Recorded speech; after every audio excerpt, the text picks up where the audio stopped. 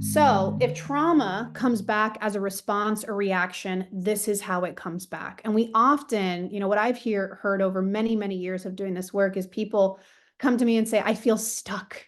I'm stuck in the same cycles, the same patterns, the same behaviors, the same thought patterns, the same emotions, the same symptoms, the same feelings in my body, and I can't get out of it. And when we say we're stuck, what we're talking about is our physiology, the nervous system stuck in the residual survival of the past. So, and Peter Levine, he has a wonderful quote that says that trauma is an internal straitjacket, internal, when a devastating moment leaves us frozen in time, right? So our nervous system is stuck in the past.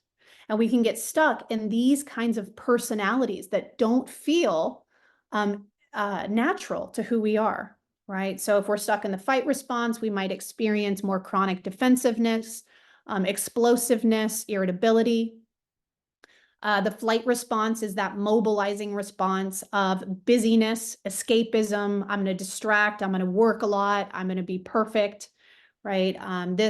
The emotional imprint of this is typically anxiety, panic, fear, and worry. The shutdown response, which is the newest term for the freeze response, is where we start to feel spacey, maybe lazy, exhausted, numb, and isolated. This is the state of disconnection. Here, the emotional imprint is helplessness, hopelessness, shame, and depression. The fawn response, which is a blended response, a blended state, which we'll talk about in a little bit. This is where we tend to chronically people please, be agreeable, have no boundaries. This is often led by the emotions of fear, anxiety, insecurity, and shame. And then there's functional freeze. Functional freeze, I feel like, is so prevalent in our world today where we are so fast-paced and so emotionally disconnected that this has become a norm. Functional freeze is another blended state, but this is where we are in a little bit of a flight response, right? So we have anxiety, kind of those go, go, go, perfectionism tendencies, but we have very little emotion. So we're also in a bit of a shutdown state. So on the outside, we can look strong, resilient, like we have it together. We muscle through life.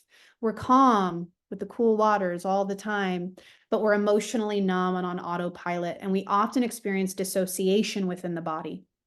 Okay, so think of the Tin Man, right? We go through life with no emotion. So we're flowing, but with no emotions. So this quote by Gabor, every human has a true, authentic self, right? The part of us that's under that armor of the nervous system or of a chronic dysregulated nervous system. Trauma is the disconnection from it, and healing is the reconnection to it. So I often say that trauma is rediscovering who you were before the pain of the past told you who to be. And that's really what healing is, right? And healing, by the way, we do this for the rest of our lives. We don't just show up one day and everything is different and we're healed and there's some big transformation. Healing is more so about unlearning some of those protective patterns that were once self-protective in nature, but over time have become self-sabotaging because they're not necessary anymore. You can think about it how maybe an operating system or these management strategies maybe just need a little bit of fine tuning and some updating. Okay, so rediscovering who we were before the pain told us who to be. Now, this is incredibly important. I'm going to show you here the nervous system ladder. Okay, but I know that you guys talk about the nervous system a lot here, so I'm assuming you probably know what the nervous system ladder is, but if you don't, I'm going to give just a brief overview, and I, of course, have my polyvagal flip chart. So the nervous system ladder, the old framework of the nervous system, the old science looked at the nervous system as if it was a teeter-totter, okay? And what we now look at the nervous system as, where it was, parasympathetic rest and digest, or sympathetic fight or flight, fight, flight, freeze, okay? But the upgraded research from Dr. Stephen Porges provides that the nervous system is actually three hierarchical states, okay? Three distinct states. And it can be described by being on this ladder. So at the top of the ladder is when we're in our not regulated state. This is what, because moving up and down the ladder is regulation. This is when we're in our state of what we call ventral, okay, kind of our rest and digest state. This is the ventral vagal state, the parasympathetic vagal state or ventral state. Here we feel rested, we feel social, we feel present, hopeful, creative, and our body is sensing into these neuroceptive cues of safety. So neuroception is the body's way of sensing into our environment. Okay, it's called our threat detecting machine. And it's always sensing for cues through the senses of either safety or danger. So am I safe? Am I not safe? Am I safe? Am I not safe? And this neuroception happens in our subconscious mind, okay, outside of our mind's conscious awareness. So it happens through the body and we don't realize it's happening. And it happens in 3 places: inside, outside, between. So it's happening internally in our body, right? Is my body safe right now? Do I feel safe in my body? No, my heart is doing this. Or wait, I'm feeling the tension in my viscera and my stomach again, or that back pain is back, right? So it's sensing inside for cues of safety or danger, and safety would be, oh, there's ease in my muscles. I can breathe today. I feel settled. There's expansion. There's warmth and joy. Okay. So inside, outside in your environment, am I safe or not safe? And between you and other nervous systems. Okay. So this is happening. This neuroception is happening all of the time outside of our mind's awareness. So here is where we feel safe. Now, as we start to feel unsafe, okay, as triggers arise or cues of danger, then our system, and these are perceptions of danger, the system will start to come down into a predictable response. The first response is your sympathetic response of fight or flight. Okay, and when this happens, hormones of adrenaline, cortisol, and other survival hormones are released through the body to initiate us and to mobilize us to fight or flee. The blood motility of the body moves outward to the limbs, which is why we feel red and heated and sweaty, okay, to mobilize us. So here, if we're in a fight response, we'll feel angry, frustrated, annoyed, irritable.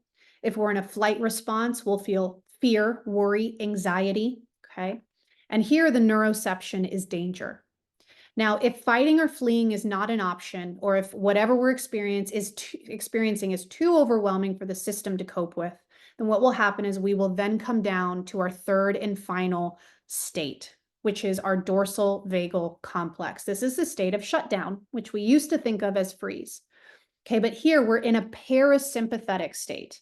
This is a state of conservation. Okay, this is disconnection. So at the top, it's connection. In the middle, it's protection. At the bottom is disconnection. We retreat into our turtle shells. We isolate, we disconnect from the world, we disconnect from others, and we disconnect from our own bodies. Everything slows down to the slowest possible speed so that we can go into hibernation. The blood motility of the body moves from the limbs now into the core to keep our vital organs warm for survival, for hibernation. So this is why we feel cold. This is why we feel low energy. This is why we feel fatigue. This is why we feel exhausted and depleted. But what is interesting and really important to note here is that all of that adrenaline and cortisol from the fight or flight response is still within the system. And that still has to be released. So even though we're down in dorsal still has a lot of energy below the surface. Unfortunately, we can't Spider-Man our way from the very bottom to the top, although that would be nice. So what we have to do is actually move up the ladder. And this is what we call regulating, upregulating. We have to allow ourselves to move back up through that initiated fight or flight response to discharge or release those emotions from the body. Not those emotions, I'm sorry. Those hormones from the body. Okay. So when we feel stuck, we are literally stuck. Okay. Those survival hormones become stuck within the body. We get locked into what we call the stress response cycle. And when we are stuck there, we can get either stuck in those chronic states of fight or flight, or we can get stuck down at the very bottom, or we can oscillate between the two, very rarely seeing those moments of ventral.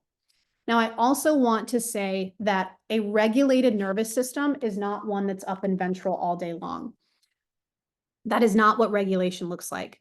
The definition of regulation is actually a flexible nervous system, one that has flow, one that can go up and down this ladder all day long, probably roughly 100 times a day, without getting stuck.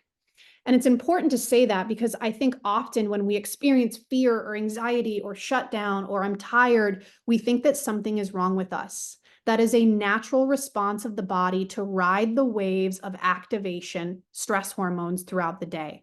Your body is doing what it naturally needs to do to metabolize and digest those hormones. So getting unstuck, okay, somatic healing allows you to experience the body. This is and this is why it's in its name, right? Soma means body oriented. It means of the body. So somatic experiencing, the whole goal is to get you into your body, not to get you to fix your body, as Kate was mentioning, fix your body. There's something wrong with your body. Get out of your body, calm your body. No, we want you to experience what is happening in the body because it's natural. The anger, the fear, the helplessness, the shutdown, the I'm dissociated, the I feel numb, the sorrow, the shame, everything is a natural response to some kind of trigger. And the more that we can experience it rather than resist it, Peter always says what we resist in the body will just persist. Because when we resist it, what it does is it creates more stress hormones within the body. Okay, I'm going to resist that pain. I'm going to resist this, or I'm going to fear it. We call this interrelational focusing. Okay, when we focus on the relationship that we have with that symptom, right? I don't want to experience it. Oh, wait, it's going to come back. Or, oh, I have to go outside today and see that bright light. And when I see bright light, I'm going to get migraines. And what that does is you're now priming the body, the viscera, and you're creating anticipation and more stress hormones. And those stress hormones then creates more of the fight or flight response, which then creates more of the muscle response, right? The bracing, more pain. So instead, we don't resist the experience of the body. We allow ourselves to gently dip our toes into that experience in a way that feels tolerable. And we'll talk about this in a moment. Okay. We experience the body, which then naturally comes an expression of the body follows. And then that's where through expression, some kind of expression, whether it's shaking, trembling, crying, okay, sometimes it's just sweat, okay, that is then how the survival energy or the hormones of adrenaline and cortisol are then expelled from the body. Okay, so we expel what is keeping you stuck, stagnant, and sick in survival mode. And when that happens, that's then how we rise up the ladder, okay, and build resilience.